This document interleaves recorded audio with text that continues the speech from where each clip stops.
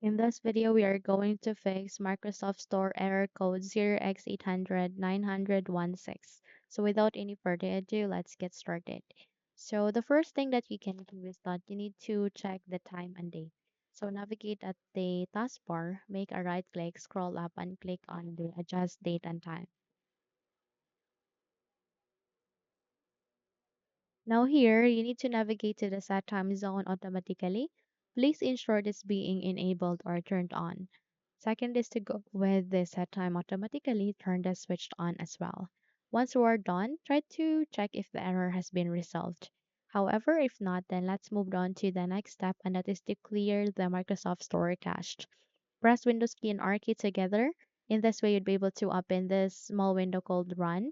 Here, please type for wsreset.exe and click on the OK button to continue. So wait until this procedure would be finished, and once you are done with this, I want you to check if the problem has been resolved. Okay?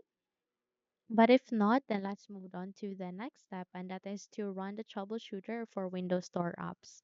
So I want you to close the window, and after that navigate at the start, make a right click, scroll up and click on settings.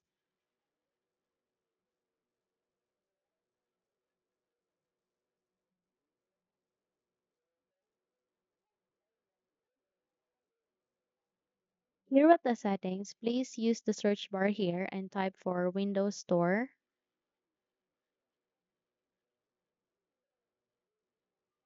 And then once you have seen this find and fix problems with Windows Store apps, you need to click on that. And then in a few moments, you'll be able to open this troubleshoot and help prevent computer problems.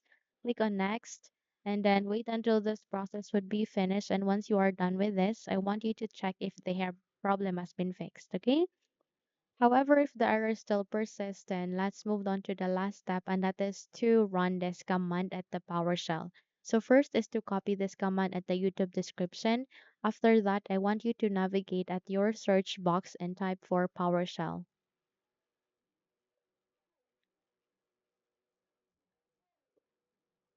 So once you have opened the Windows PowerShell, please run it as an administrator. So don't just click on open. Instead, you need to go with the run as administrator. So click on it and wait until you'll be able to open the Windows PowerShell window. And once you have opened it, please copy and paste this command to the PowerShell. Complete the procedure, and once you are done with such, I want you to check if the problem has been resolved, okay? Now, if you found this video helpful, kindly like and subscribe. You may also click or turn on the notification bell so that you will be notified for more upcoming tutorials. Thank you and have a good day.